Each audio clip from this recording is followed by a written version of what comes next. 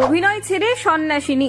Glamour ও বিলাসবহুল জীবন ছেড়ে তিনি বেছে নিয়েছেন সাধারণ এক সাধ্যির জীবন। এই বছরের মহাকুম্ভের অন্যতম বড় আকর্ষণ হয়ে দাঁড়িয়েছেন এই সুন্দরী সন্ন্যাসিনী, যার রূপে মুগ্ধ গোটা সোশ্যাল মিডিয়া। কে এই সুন্দরী সাধ্যী? কেনই বা তিনি বিলাসিতা ছেড়ে বেছে নিলেন আধ্যাত্মিকতার পথ? নামমাত্র পোশাকে ঝড় তুলতেন সোশ্যাল মিডিয়ায়। মহাকুম্ভের এই ভাইরাল সন্ন্যাসিনী আসলে কে?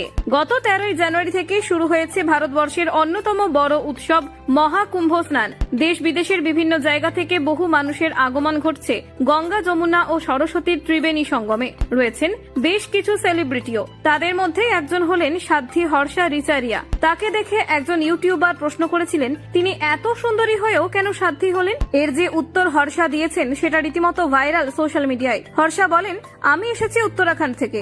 আমি আচার্য মহামণ্ডলেশ্বরের শিষ্যা। কেরিয়ারে সফল হলেও শান্তির অভাব ছিল আমার জীবনে। শান্তির খোঁজেই আমি আধ্যাত্মিকতার পথ বেছে নিয়েছি। এরপরেই হর্ষাকে নিয়ে সাধারণ মানুষের মনে কৌতূহল উত্তরোত্তর বাড়তে শুরু করেছে। হর্ষার বয়স এখন মাত্র 30 বছর। 2 বছর আগে মাত্র 28 বছর বয়সে তিনি আধ্যাত্মিকতার পথ বেছে নেন।